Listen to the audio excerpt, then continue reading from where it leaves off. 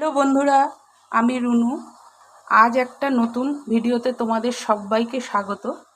চলো আমি তোমাদের সাথে শেয়ার করি একটা নতুন ধরনের জিনিস। দেখো এই কুলগুলো, তোমরা কি বলতে পারবে এগুলোকে কি কুল বলে বন্ধুরা? এই দেখো, এই কুলগুলো না অনেক বড় বড় হয়, ঠিক মুসম্বি লেবুর মতন বড় বড় হয় এক একটা কুলের সাইজ। তো এগুলো একটু ছোট সাইজ। তো এগুলো আমি আজকে মাখা করব।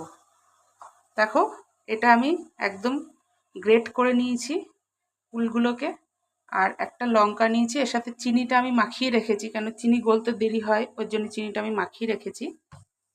আর এবার এর সাথে দেব নুন, সামান্য নুন দিলাম। এবার দেব একটু সর্ষের তেল, সর্ষের তেলটাও সামান্য একটু দেব। এবার লঙ্কাটাকে এর সাথে একদম মাখা করে নেব।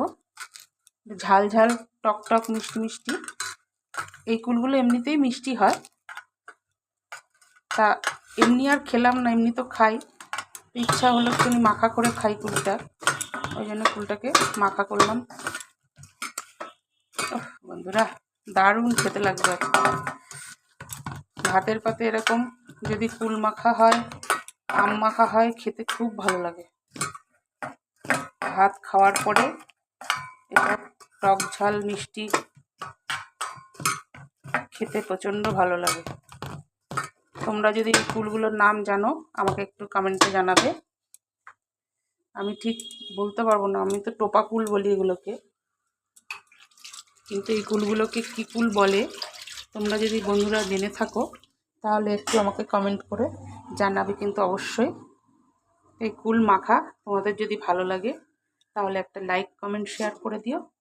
ফেসবুক পেজ থেকে দেখলে পেজটিকে ফলো করে দিও, ইউটিউব থেকে দেখলে পরে চ্যানেলটিকে সাবস্ক্রাইব করে পাশে থাকা বেল আইকনটি প্রেস করে দিও।